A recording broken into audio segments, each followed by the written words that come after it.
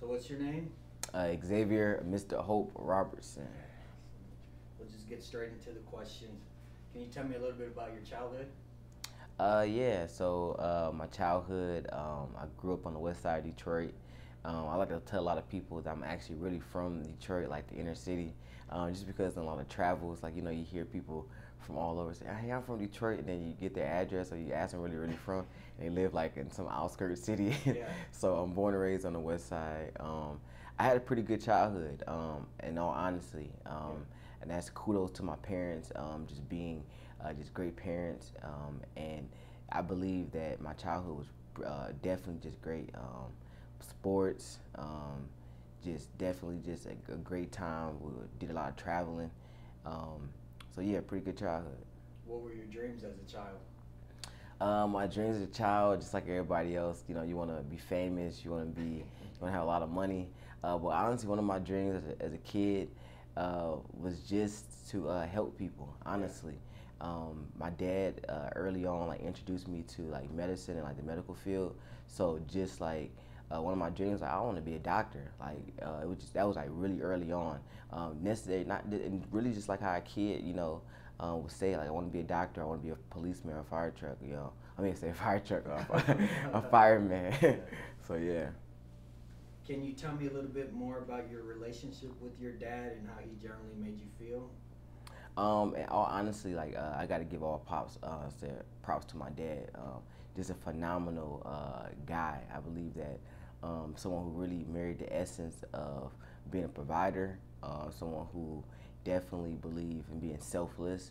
My relationship with my dad is like pristine. Like that's my guy. Like yeah, so he definitely, and include my mom of course, but they definitely attribute to the person I am today as far as just challenged me to always, be better. Like my dad is so funny. Like my dad's like, pretty stern, but like the most like laid back, like intelligent, cool, collective guy. Like people flock to him. So it's cool. It's kind of cool because generally how I feel about my dad, when other kids used to come around, they felt the exact same way. My dad being a coach, so that helped transpire a lot of things as well. How did it feel having that good relationship with your dad? You know what? Here's the interesting thing. At first, it's amazing. You know why? Because I have this great relationship with my parents. You're in house, and then you go out into the real world, even as a kid, and you realize other people don't have that. Either literally physically because that person, either the mom or dad, isn't there, or they have that present and that level of care, love, proactiveness, doing for setting things up is it missing. So like between at home, oh my God, my dad's amazing.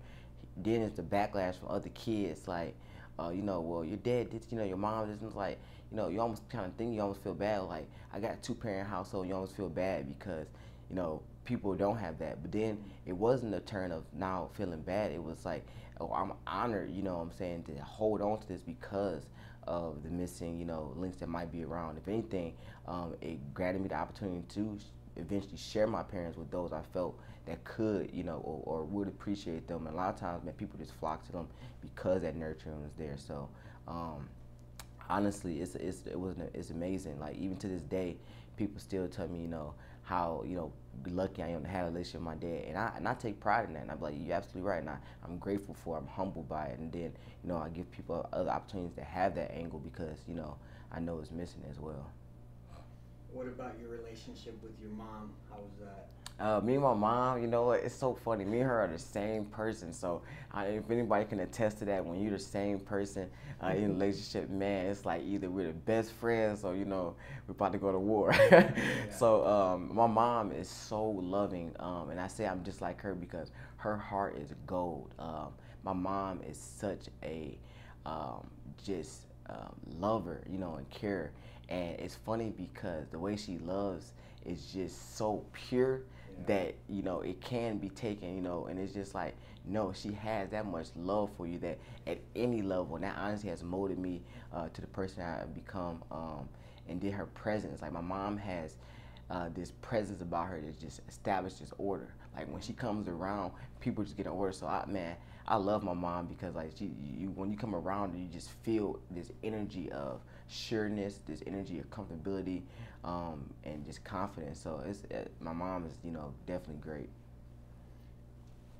What did you learn from both your parents? My parents are the true essence of go-getters. To this day, they still are getting up, providing and keeping things in order. Because now they have grandkids. So now, as soon as they, move past us, my sisters have kids and everything. Now my mom is literally working, in line of, what can I do for my grandkids? So what I learned from them is that the ball never stops. There's always more to accomplish. It's not about hard work, it's about consistency. And that's where I kind of embodied that whole philosophy from. It's not about hard work and consistency, because my parents literally wake up and are the most consistent people I know. And whatever they say, they produce. My mom put it down, it's happening. My dad say it, it's happening. I watch people every day say things, and it wasn't even gonna happen before they finish the sentence. So just like my mom has just taught me the power of no. Like the only thing somebody can tell you is no. If you want it, go get it. So I just learned from them, like, man, like as much as you would look and say that they missed out on or they should have because of some of the other things going around, you just realize they have so much more because they have exactly what they're supposed to have and exactly what they're supposed to have for the people around them. So it just seems like they just are always prepared and always have an answer. So I'm like, I need to get it. I want that. So. Can you tell me about your first love and how that felt? It can be a person, but it can also be a hobby, something you like, something you picked up, whatever you associate as being your first love. You know what? So I went on to play baseball, and to this day, the Tigers, Red Sox, Texas Rangers, called me and said, "Hey, come do a tryout." I'm there. But my first love, honestly, I'm glad you gave that clarification, was football. I love football, and I'm good. I was really good. So it's like a thing in the inner city. Like if you had low numbers, like growing up, like 1, 2, 7, 8, that meant you was sweet.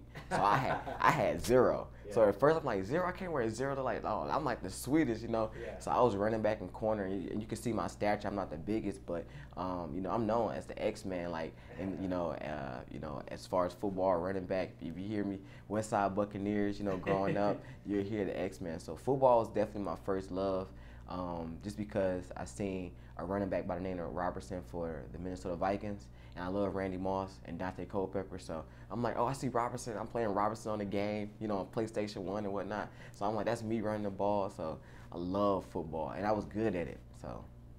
Can you tell me about your first loss or heartbreak and how that felt? Ooh, that's a great one. I think my first, let me see, my first heartbreak or a loss. Okay, this came like early on in high school, and I guess I won't go into too much details, but it was different, with a girl, and honestly, when it first happened, when you being young, you don't understand a lot of things, and like I'm a really big lover, so I honestly early on, like my mom had to really help me with this. Like I have a truly big heart, so I'm just a gifter, I'm just a doer. Like I'm just like, okay, 1 + 1 = 2 type of, sometimes I can get into that mechanic. So it was just understanding, and I think that early on with just having such a big heart for a lot of things, that what it did was it hurt enough to make me realize where other faults can come, because then came the downfall when I didn't make a team for baseball. So I'm glad I had that heartbreak, in one realm, to learn how to deal with not getting what I wanted. And I'm so used to getting what I want because I see my parents work for it, get it, and or if they don't give it to me, then I'm gonna create it for myself. So just not having that or having that control at first was just, it's interesting because you felt led on, all those things, and then it's just like, what? Like, what's wrong? Then, of course, when we're young, nobody has a viable answer, or something that actually is meaningful. But now you can be like, man, okay, cool, but yeah. Who would you say first taught you love and how? I definitely say my parents. Definitely say my parents taught me love. Like you could feel it. Like, so I would say that they taught me love not even for the love they gave me, but the love I seen between them. Like my mom, like my dad's a phenomenal guitar player, like real renowned guitar player. Like he's played, back in the day, like growing up with Anita Baker and things like that. So my dad, can play like with the best of them. So when we were younger, like my mom would just sit on the couch and my dad would just be playing the guitar to her, just singing. And my mom would just sit there, and you just see her turn to a little girl, and I just thought that was just, I thought that was so cool because like they sitting here loving us as kids, and you just see them interact, and we're just like, wow, that's cool because then you go right outside. Like I said, I'm from Detroit, and you can just sometimes not all the time like completely, you can just see the complete opposite of communication of what people feel between each other. So man, just seeing that just early, just to say that, man, just seeing certain things between my parents and things they stack around us early, man, truly helped me not fall into the cycle of what reality would try to create for you, that everything is bad, that's a fairy tale. No, this is true, and it's true to this day. So, and I still see it, like my parents are still married, 20-something years later. People older than them and younger than them come to them and say, how do you did it? How can we do marriage? We have younger couples that come to them now. So I think that just the essence of love is just, something that's true. It's a true energy that, that breaks. What's love to you now versus to what it was as a kid, and how did those two different loves feel? Man, loving as a kid is all feeling. All feeling. You just like, I just want to feel the energy. Like, even right now, if you think about something that you like, you can kind of feel that energy kind of come over you. Like, love feels good. I'm allowing myself to feel it right now. As a kid, you just like, oh my goodness, I love the candy store. I love baseball. I love my friends. I love being outside. I love trees. Man, love.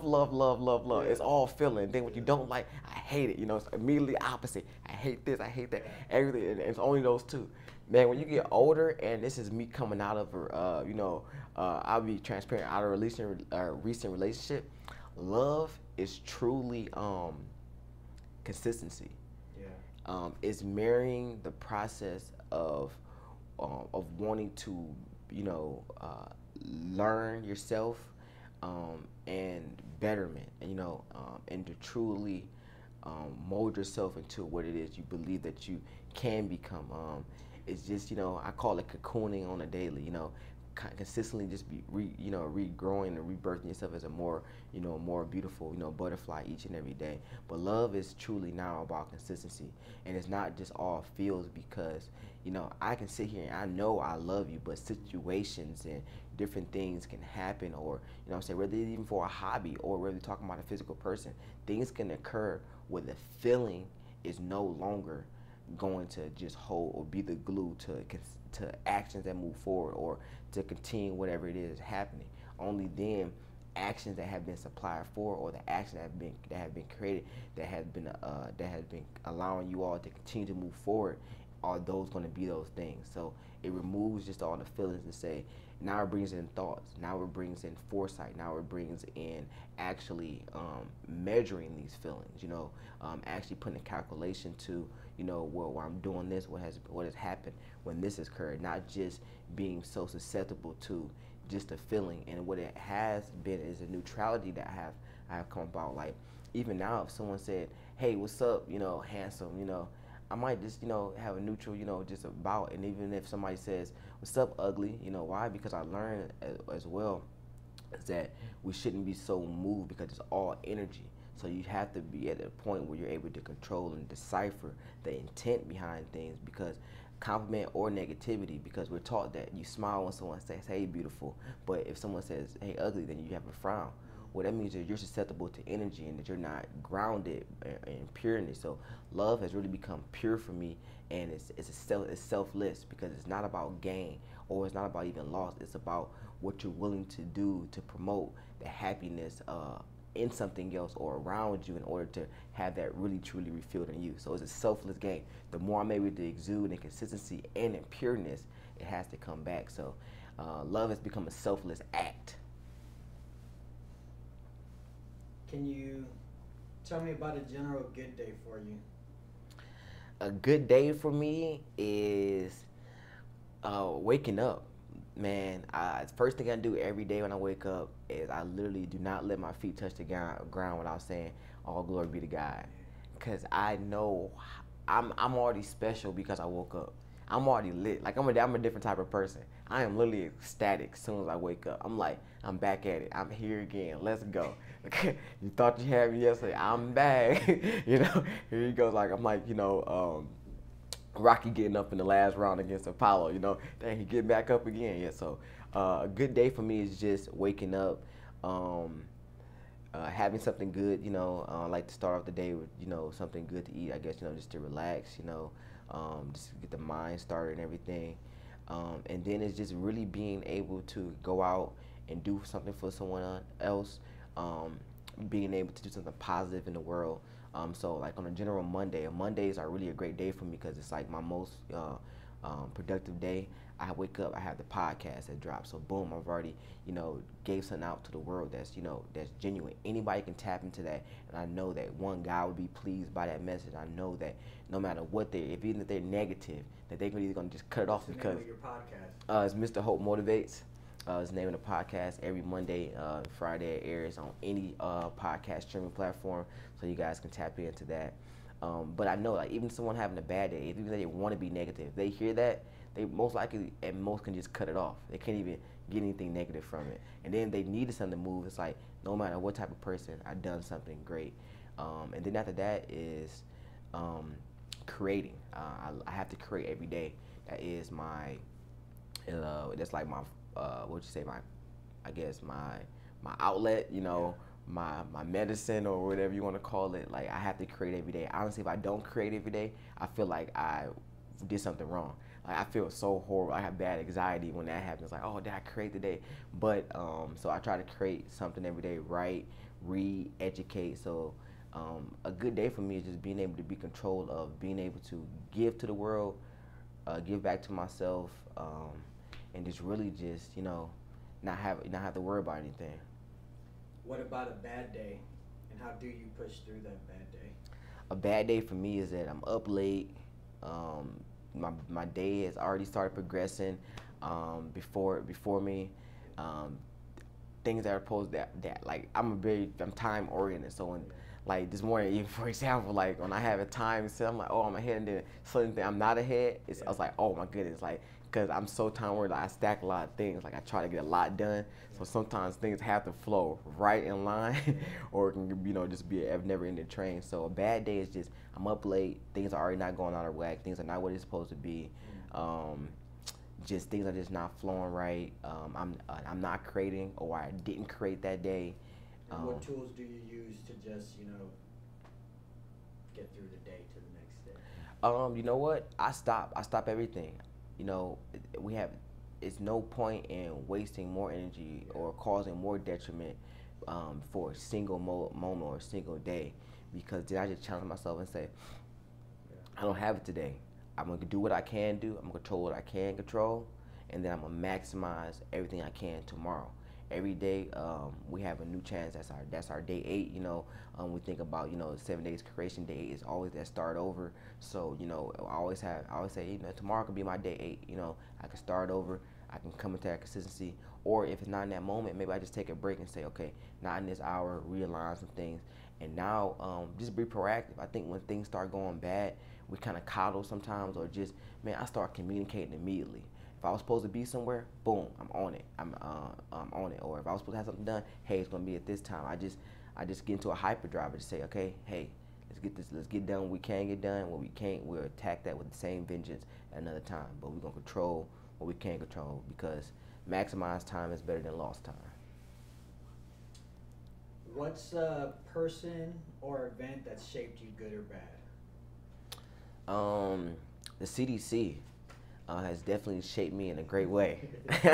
And I say that because a lot of people say, what? A lot of people don't know that I actually interned with the CDC back in 2015 through a great project called the Project Emotep. It's a program that's put on by Morehouse College, and it's literally designed for inner city people and inner city kids, especially those that are not highly reflected in the medical field, that come from my community and other diverse communities. So it's a specific group that they're aligned for creating diversity through their internship.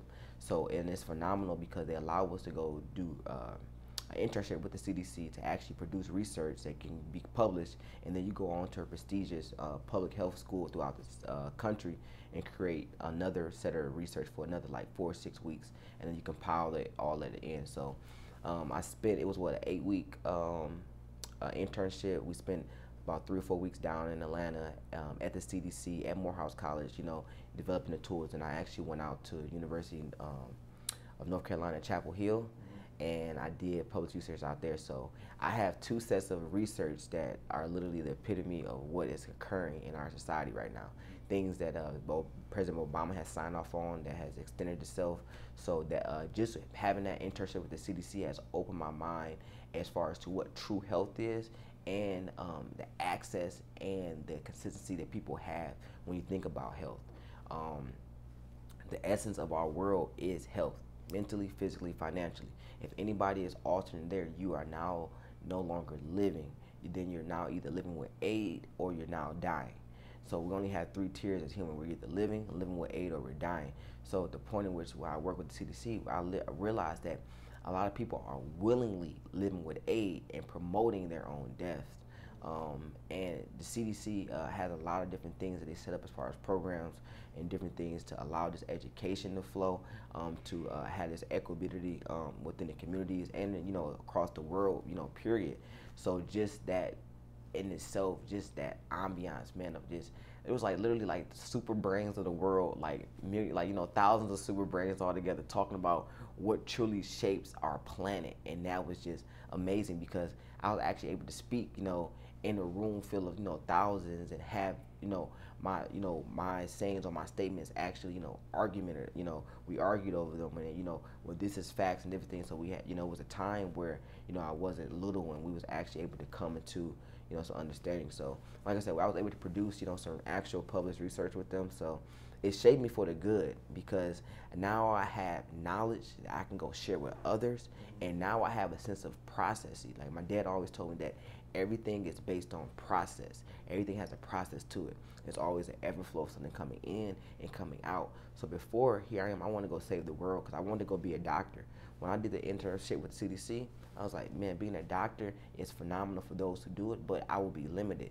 Public health has to be the thing, because then I can go create laws, processes, initiatives. I can go create programs and get these things adopted by schools or communities, and then thus by the state. So I was like, my bigger plan, if I can get a state to adopt this initiative, I'm now affecting millions of people, versus then over a career having only directly operated on so many thousands of people. And yeah, my research or other published books could extend from that, but I'm like, no, if I put the fire in and saying, hey, this is 10 issues that can reshape this whole community, and then they can have some self-promotion of their own health, I'm now helping other generations as well. Because even if I fix a broken bone, I help that person. They might not extend that knowledge to the next generation, but I can have control to hit them and everything that comes with it. So, man, CDC was just a phenomenal time in my life as far as my brain, my approach on life, and everything. What's inspired you?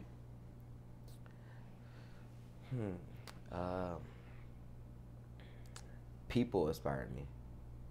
When I look out into the world, I think humans are so cool. Everything we look at, even right now in this room, was a single thought. And I think that it's just cool that somebody else with the same makeup as me, same 24 hours in a day, even if I think about times before, because some of these things have existed for decades and centuries now, that they had less material, less network. Well, not necessarily less material, because they had the material to create, but less network, just the overall thing that we feel like we would need right now in our current waking day to actually create. Like, if I didn't have this, I couldn't create that. Like, man, they created the foundations of what our world is now. So people inspire me because every day I see potential. I see where we can go. And I really say this all the time. I said, man, we are very primitive in so many ways, because we have yet to unlock all that we can do. Like, we haven't even started having fun yet. it's 7.9 billion of us, and we have not even started having fun yet. No one is forcing us to live this way. No one is like, saying, hey, this is how it has to be. It's 7.9 billion people who have a brain of a supercomputer that has the power that can create what we think we're able to bring into actual physical realm, that somebody else can also interact with that. I think that's so amazing. So I'm inspired by people. I'm inspired by our potential. I'm inspired by that connectivity, because once it happens, it's gonna like be interlocked so tight that it literally won't break itself. It'll continue to mold and can turn into something amazing. So humans. What's been a humbling experience for you? Man, breaking my big toe junior year of high school, right as I'm getting recruited for baseball. I'm at the top of my game. Literally, I have a whole summer full of tournaments and travel teams I didn't try it out for. I had tried out for this one team twice, and I'm not even gonna lie, being transparent, I knew it the first time. It's as a ball player.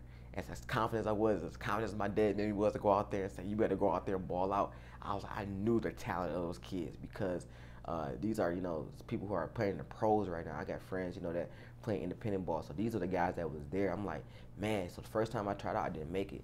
Second time I tried out, I was, definitely within my game. I knew where I was going. I balled out. I tried out for the team. It was a travel team. So I had two teams looking ready to play for. Going into, I had some scouts that were now coming down to the city to watch me play for some schools. I had some people that were calling coaches to get film and everything. And my coach told me, he said, every year somebody gets hurt playing basketball. If none of y'all are basketball players, then I see a basketball in hand. Me, I see all the top basketball players at the school playing, and they all crashed our gym class. So they crashed our gym class, and I'm like, of course I got to ball out, for the girls in front of the top school players, It's like the other kids against the stars now. So it's a good game, and I break my big toe. So it was so humbling, because I remember just breaking chains of commands. Like my parents told me, you honor, those of authority. My coach gave me a direct command, and I broke it. And then I ended up breaking my toe. And then that ended up, killing my summer, where I had to work twice as hard to reproduce film to still, get recruited to go on and play baseball. So it was humbling, because it showed me that I'm not above anything. It showed me that, and at that point I thought I was indestructible as well, because I was creating so much good, and I felt like, I'm doing good, I'm living right, I'm doing things. And it was humbling, because it showed me that you can be a good person, you can be great, but things still happen.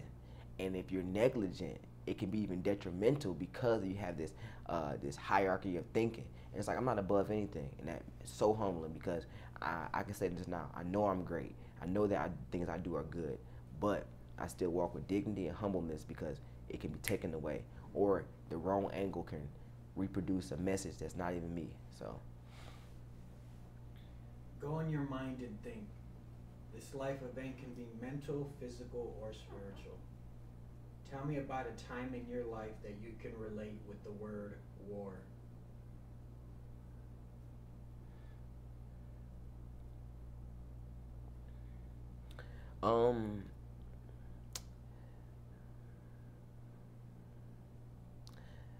I would say becoming a man, or the desire of maturity, and not just expecting it to come. I think when I think about war, I think about the every fight I have, and just I say childish motives, just immature, tendencies, habits and actions that just feel good for the moment. So it's a constant, where it was, I feel like I'm winning that battle now, because of the habits that I continue to include in my day. But even now, it's still a war. So I think just that battle between just becoming an adult and the maturity to actually begin to have what I want in life. Because it's hard. Like even right now, it's all in college. Like our house was the party house. Like it's nothing to go out and party right now. It's so easy, because like when you think about what success is and what our body desires for success would be, I can go get a bottle, I can go get the girls, we can have a lit night, and that would be successful. It would be But all that is so, irrelevant, to what I'm doing now as far as the person I'm trying to portray to the world, as far as the consistency and alignment, what that means for my body, time, space, energy, the promotion of energy and my intent for that type of environment, all those things. And it's just like, it's the constant war of moving yourself away from what feels good and consistently being consistent, just to play the words, on what is actually pure and, actually, correct for your life as far as what it is you're actually trying to get to. So it's a war to say, hey, I need to don't just do things because they feel good or because I'm just having a moment, so I'm just gonna, justify a feeling. But literally, like, the war is the pathway to success. Like, are you willing to marry the process? Like, for example, someone called me the other day and they were trying to get me to say something negative about someone else. It was like, hey, did you see this and that? And before, I got the gift of gab. I know how to say things without saying it. So God knows me. So I might have said something to them that might have not really showed all my emotion. Like, yeah, I know how to talk. So I can give a little shot. I didn't even send a little shot to even let them know that I wasn't even thinking on it. And that was so mature of me, and I felt it. And I felt that immediately grace was given to me. And my day was so great, that day too, because before it would have been easy. Like, yeah, man, I seen that. But that he ain't really doing X, Y, and Z, And I think sometimes that we have to just be above what feels good, because you might not go on Facebook and cuss somebody out now, but you might just send your homegirl, your homeboy a nasty text about them just to get the feeling out. Are you mature enough to get over what just feels good? Because sometimes we try to think that if we do it in secrecy, it's okay. God has challenged me, man. It's not what done in the dark will always come to light. So sometimes we try to hide in our mind, or we try to hide among people that know us. Oh, I can be this way. I can say these things in front of you. But it's like, are you willing to let go of what is comfortable? And that's what my book is called, Answering to Butterflies, becoming uncomfortable, being comfortable. Becoming comfortable, being uncomfortable. I had to let go of what's comfortable. Like, laziness is comfortable. Complaining, negativity, pointing all that, negative stuff out, or just bringing up all those things, they feel good. I tell people that you have to watch certain things, because what happens is that our body releases endorphins and dopamine, serotonin. And so if it's so used to having this negative moment, that actually your body begins to look for it, to the point that it actually becomes, like a high, when you're angry. It becomes like a high when you're upset. It becomes almost like a high, like when you're, be doing negative things. So you have to break that cycle. You have to break that, that chemical imbalance that comes around, and people don't understand that we are just, that deep. Things are not just surface level. You can't just call someone ugly and think that was just words. No, that was chemicals that's ran. That was it was so much other things that you allowed to be undefined. So the constant war is to be as detailed as possible. If I say this, what is the truly going to be the outcome? Because it might not be today. My mom always says this. It might not be tomorrow. Might even not next year, but it surely has to be honored. So I think the constant war is just the balance of whatever is given out truly will come back. Whatever is given out truly will come back.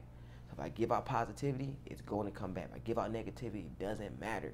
Even if it's a little bit. Even if I only said one word versus the whole paragraph I usually type. As long as I say nothing at all, I win the complete battle. So the war now is just, do I take small victories and small losses, or do I continue to pad away at the major battle and, win the war? So same type of question. Go in your mind and think. This life event can be mental, physical, or spiritual. Tell me about a time in your life that you can relate with the word peace. Peace. This is a time. So I right after the CDC, I went and studied abroad in Costa Rica. So that fall of that semester, I had a chance to study abroad, for biology. That's why I got my degree in and everything. And when I was in Costa Rica, it wasn't, just being out in a new country, or, it was literally the freedom there. And I was sitting on that island one afternoon, and I was just thinking, and I was just watching the people of that place. and we was on the backside of, what was that, Bocas del Toro, which is like um, a small part off of Panama, the actual country that's like near Costa Rica. And people were just going about their day, you know, just normal. You like, you just see them kind of just go over there, talk to some people, you know, vibe. And the guy walked over, opened his shop, just chill. People came up, ate, cleaned up, closed it back down, and he went and stayed on the beach himself. And then, you know, he went on. I was just like, wow. So man, like, when I think about peace, I think about simplicity. I think about like everything is simple. Is as less as something is, do we find is the greatest capacities. So when I was out there, just I think people need to embody travel, and just allowing yourself to be removed from your innate world, because then you get yourself to see the other vibrancies that are around you. You know, you're not the only person that's vibing. That's your energy, your frequency. It's not the only, you know, frequency that exists. And so what it does, it gives you a sense of peace, because guess what? If your frequency is currently, you know, you're in negative situations and currently attracting things are not great in your life, it gives you peace because it realizes that you have another frequency that you can tap into. Because the way somebody else is vibing and moving is equating to the reality they have. So you can buy into that, or vice versa. You can even, if you already having so much, you can now even grab more of it because you know other things exist. So I think peace for me is allowing yourself, you know, the opportunity to be removed from our current realities, you know, mentally and physically, but just in the essence of that, you know, we are not just confined to our current situations, that this is a larger world. So peace for me was knowing that I'm not confined to Detroit. I'm not confined to Michigan. I'm not confined to the Midwest. I'm not confined to North America. I'm not confined to, you know, just, you know, planet Earth, even if I allow myself, you know what I'm saying, in meditation, you know what I'm saying, you know, to have those things. So it's just that we have freedom, and in that, when we go to these things, we're able to also bring that back so that it's true within our current reality as well. It's not something that's fictitious. So that's what peace is for me. Can you tell me about a truly difficult time in your life and how that felt and how you persevered? A truly difficult time in my life, when I quit my job. So came out of school, working in healthcare insurance, and not even going into the whole detail of the situation. Yeah. But I left my company, and and at first I left with a lot of, you know, confidence, everything. But then it became difficult because everything I had in plan did not work out. It did not. It did not go as planned. So I moved a lot of confidence because I stacked myself up for about 2 or 3 months. Most people said 6 months, but I knew I was good for about two or three. I was like, I'm gonna be good. I got 60 days. What 60 days is a lot of time. Like, I get another job, you know, whatever. Didn't happen, you know, because where I could actually be comfortable and execute what my degree was, I had already spent 3 months finding a job before that too. So it was like, well, I'm gonna need more time just to start. So it was difficult because I had everything in order, and I kind of crashed it myself. And I didn't really crash it. I was bringing things back into order because I felt like the order that I had wasn't going to create the freedom of life I wanted. So I was like, man, found it, ball. It was like, you know, you can draw a masterpiece. Nah, that's not gonna sell. So I literally just took balled it up, and it was difficult because now I got this ball, and the shots I was taking with this ball was not landing, and I got to a point where I stopped shooting shots, and that's when I lost. That's when it was difficult. I had no production. I had no direction. I had no true clarity on what I wanted to produce each day, each week, and each month. And for that, I paid for it. I had things that I was doing that was good to do at the time that made sense, but I had no true clarity on what I wanted to produce in the next 3 or 4 months, you know, to change what it is I had going on. So once I did that, it was difficult because, like I said, it was so much, you know, going on. You know, the comforts, you know, was not there. So it just became just, you know, then I had to, okay, what I had this self-reflection. Okay, well, who am I? Well, what am I doing? Because I know myself. I know that I'm not a failure. And I was like, well, that's the problem. I got this ball. I'm not taking the shots, and then I got this ball. I'm not taking the right shot. So the lesson was, you only miss 100% of the shots you don't take, and you only fail when you stop taking the shots. Because when I got back to shooting, at first I only made one, then missed some more, then I made two, and I learned the flow, and then now I shoot, and I don't have to even shoot as often either, because now I got the flow. So now, because I know when I got it, I know, and I'm still learning how to continue to perfect it, and now I'm getting even more creative. I want to shoot over here. I want to see how how I can shoot over here, or I'm gonna go shoot for that because that's gonna help me advance to this new court that has more angles and more things to shoot and come up on. So overcame that just by locking back into consistency and creating clarity and then getting re-detailed. Because when I quit my job, my detail was I'm gonna go and do real estate or doing this, create this flow. But no, it made no sense until I actually sat down, and then when I detailed myself and I created the clarity and foresight, I realized, whoa, I probably shouldn't maybe have quit my job because, it was a structure there that would help, create this. So difficulty came because of lack of true clarity. People know me. I have great foresight. I'm going to do this. I can come with, but sometimes we don't take the time. And we rush, even when everything feels good. Like even right now, I have an artist that I'm developing that's going to be dropping really soon. I'll do music management as well. So we had some songs, and we wanted to drop this song back in July, and I was just like, man, no, it makes no sense, to run out here and rush with this and not have the substance behind it, not to have the things for people to run back into you and want to, because when they hear this, they want to fall in love with you. So I was telling him, man, this timing. And if we take the time to really understand what we feel like we're going to miss or what we're going to fail, then we don't miss those things. So, like right now, I feel like because I had a business before, I know how to do it. You go get the LLC, you register the license, you put everything in order, you put a website, you run a business.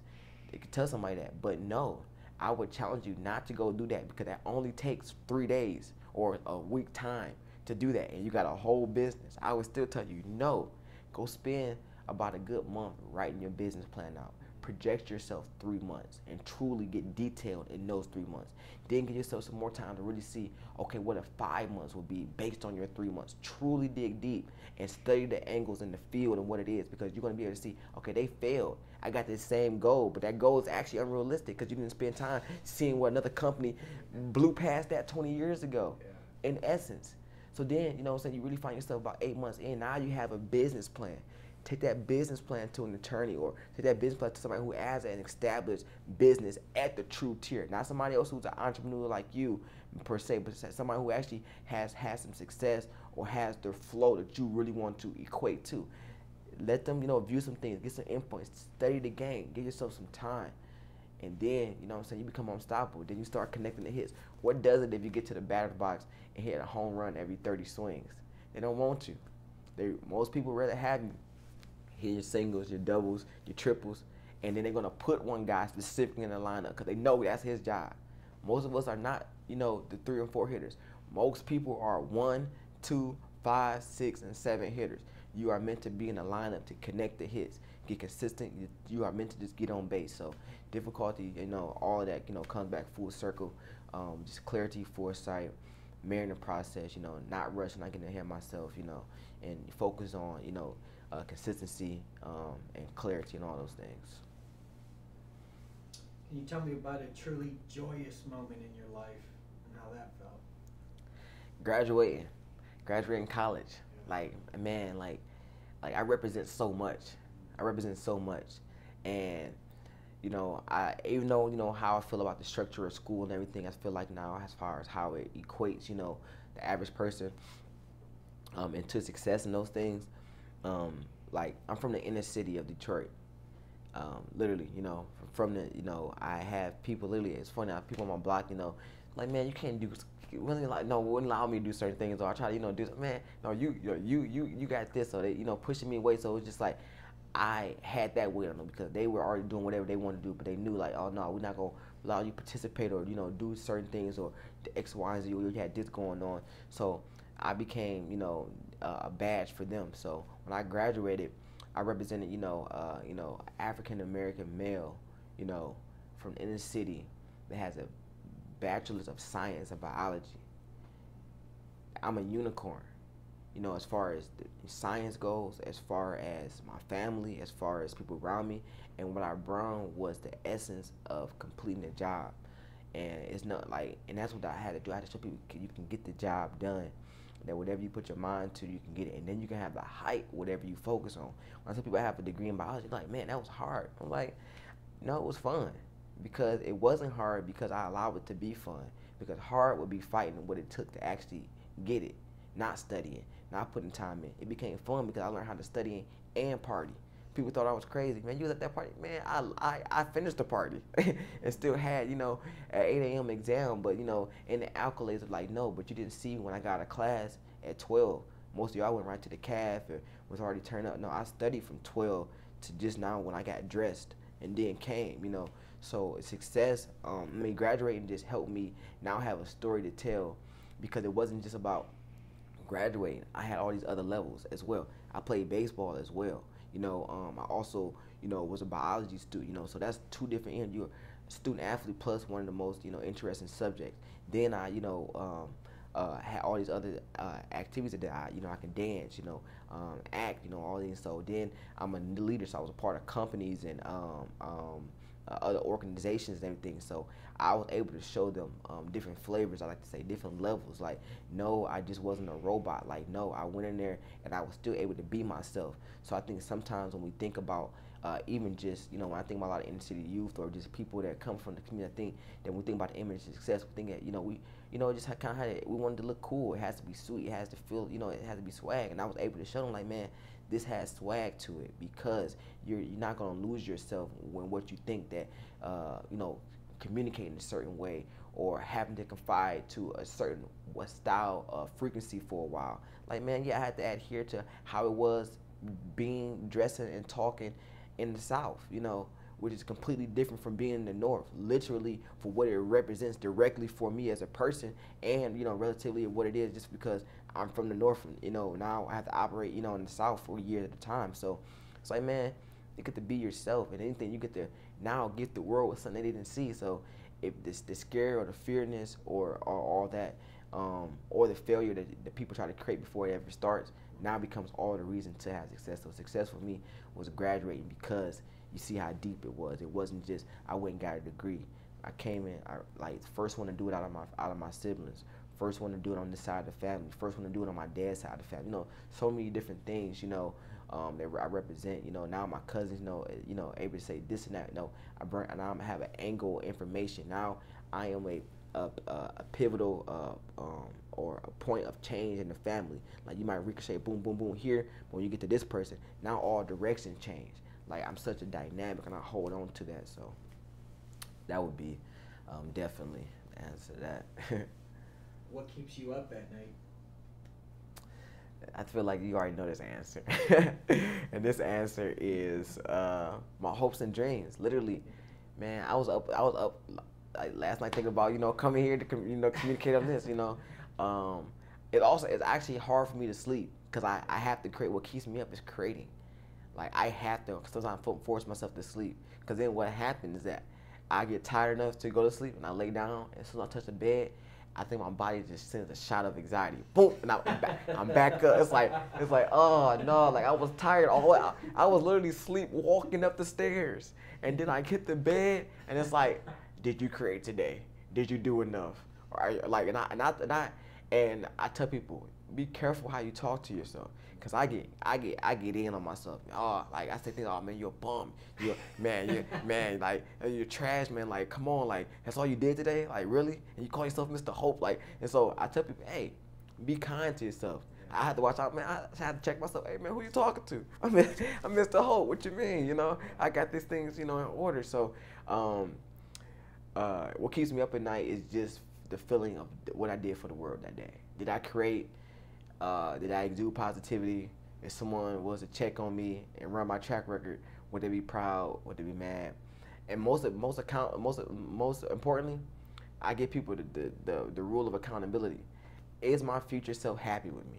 I love this future because I'm the future version of myself right now. I can check in on past exes like, all right, good job. Okay, yeah, good job. Like now, so I want this version or the next version that comes, or the Mr. Hope or Xavier, in November of this year. I want him to be proud of the actions I took right now in August. So I think about those things before I go to sleep. Like, is my future self happy with how I'm progressing? Was my habits truly in line? And yeah, that keeps me up at night. I'm an overthinker. I don't like to say overthinking. I like to say hyperactive thinker. I don't know. I'm gonna figure out another word rather than over. Sometimes over can be negatively connotated. We all overthink. I'm an overthinker. Yeah, but I definitely say I Part of it. Yeah, overanalyze. I'm gonna define the same situation 3 million times. What would you say keeps you going every day? Knowing that I'm gonna win. Like, what's fun? Like I'm no longer planning for success. I'm planning on how to keep it. I'm planning on what comes after it. Like, I think a lot of times when you were young, like, man, I just want to be rich. I want to be famous. I want to be a celebrity. I want to make it. Now, that's a reality.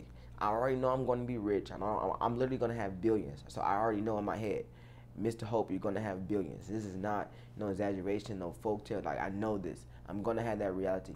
Who am I when I have that reality? I have to start acting like that now. I have to start thinking about that. I spent $20 yesterday. Would I still spend $20 this? Wouldn't it? Like, I went and bought a veggie pita. You know what? I went to the store and bought veggies and the pita wrap. Now I have 5 pitas. That is how I can honor, certain things. So, as specific that situation may be, I look at it like, am I having the habits that will allow me to create the lifestyle that I already know that I'm going to walk into? Because my habits right now are going to create that. I'm already in line. I'm consistent every day with what it is to truly be success, to create a business, to have that thing take off, to have $1 million company. I'm in line that my businesses and things I'm investing in are going to produce the equity that I would want it to produce. Whether it be physical and finance, or in the network, or in the physical gain of land and other things to support. Those things are going to come. I'm going to have the billions. I'm going to have the land. I'm going to have the people and the resources. Who am I Who am I now when I have all those things? How am I managing that? So that's what I think about. Imagine you're in the hospital today with only hours to live. What would be your regrets? My regrets would be, did I forgive all the people I needed to forgive? And the forgiveness doesn't have to be, sometimes we're not always able to communicate it, but if you can communicate it, you should, because you're truly able to give yourself that full capacity if the situation is permitting, whatever it is. Some things are not always. And then you also give that other person the opportunity, even though it's not for them, but you just at least apply that so that you are fully checked off on your end. So I would think it was like, make sure I forgave everybody, because, I didn't say forget or denote what it was, but just make sure that I release my part, because as long as I do my part, and even the things that even if people did me wrong, to forgive you, because I have to, because I have to have that elevation, and then just, did I leave my mark on the world? Like, I know what my assignment is here. Did I transcend reality? And I know I have. I have a book out now. So, Answer to Butterflies, Becoming Comfortable Being Uncomfortable, is available everywhere on Amazon and everything. But basically, I transcended reality, but I want to transcend it more, because everything I create is going to be something that people can check back into. Like, so is my name in history? That's what I want to know. Like, so that would be my last thoughts. Is my name in history? As long as it is, I'm sleeping peacefully. So you're gonna make it. Do you feel that you can change or make amends with any of those regrets? Which, of course, you can, right? Yeah, of course. Yeah. It's a couple of different things. Like, even now, I can be a little bit more consistent in, or in some things I'm still progressing past, and those things. And it's life. But once again, like I said, being kind to myself, being proactive, having a true tenacity, you know, towards some of these things where I'm not allowing, you know, it to just, you know, feather. So yeah, you know, being intentful, yeah, so definitely. You told me what your dreams were as a kid. What are your dreams The same thing. now? Same thing we do every day, Pinky. Try to take over the world. Honestly, I tell people as you grow older, yeah, and if you're religious, you know, you'll find this, you know, written as well. You're supposed to be childlike always. Yeah. If anything, that's what's missing. If you think about it, that's where we came from. So why would we do away with that? And we do that with so many different things. We have something that was the foundation of it. We get going and we throw all away what got us. What? Being childlike, having imagination, having freedom, having the belief that you could be anything allowed you to be those things. We would not have comic books, Marvel, Apple products, you know, people flying planes that they don't have to even fly by themselves, you know, boats that can be cars. We wouldn't have none of these things if some kid didn't have some crazy drawing and said, yeah, what is that? Oh, this is a flying boat. Yeah. Okay. And then now that kid is a civil engineer, you know, creating autonomous streets, you know, for these autonomous driving cars now. Be a kid always. So I think now is that I would say I'm still gonna be rich. I'm still gonna have a bio. You know, I guess what I say as a kid. You know, even more now. Instead of saying I'm gonna have a big house, I'm gonna have a big facility that allows, you know, health, wellness, and freedom. So I want to have an actual. I had the name of it. I forget the girl I called, but actual corporation or foundation. You know, in the state, you know, it's large enough to house farms, sports facilities, and an actual learn thing. So now it's the same goal. It's just a little bit more detailed. Because my big house was that I want to have a big enough house that my family could live in and we could all eat, you know, from the land. I'm like, well, shoot, I can do that and create that for others. So now it's the same goals. So if anything, I'm the same kid, just with more detailed goals. If not, you know, now my little action figure man got wings. He can spew fire. He can teleport. You know, all those things now. So You're the author of your life book. What's your picture perfect ending? my picture perfect ending is the Boston Red Sox has called me up, and I hit the game in the home run, grand slam, and the rest is history. I live out my days, right? See, look, I'm still a kid, right? You know, I still have those goals, but a perfect ending is I have my facility. I have my health and wealth facility that is throughout at least three to four different places, that huge, you know, sector throughout the United States and in the world, where I have, you know, these places like, you know, how kind of like the Wakanda Institute, literally like a Wakanda type institutes all around the world that's literally connected, where people are able to truly access health, wealth, and freedom. People are able to go in their cities, in their local communities, farm with things that they can actually feed themselves, heal. It's not just food that we can eat, but plants and things that they can actually go and, you know, use for healing and things like that. Sports facilities and those things, and then just that I have a pillage of you know, content, you know, from books to movies and audios. Just I'm gonna fill every content area, from the radio, from the TV, from the movies, from books. You're gonna find the hope. So that perfect ending day was that no matter where you look, you can find hope, and that it has that true essence, you know, of capacity in it. That's it. That's it.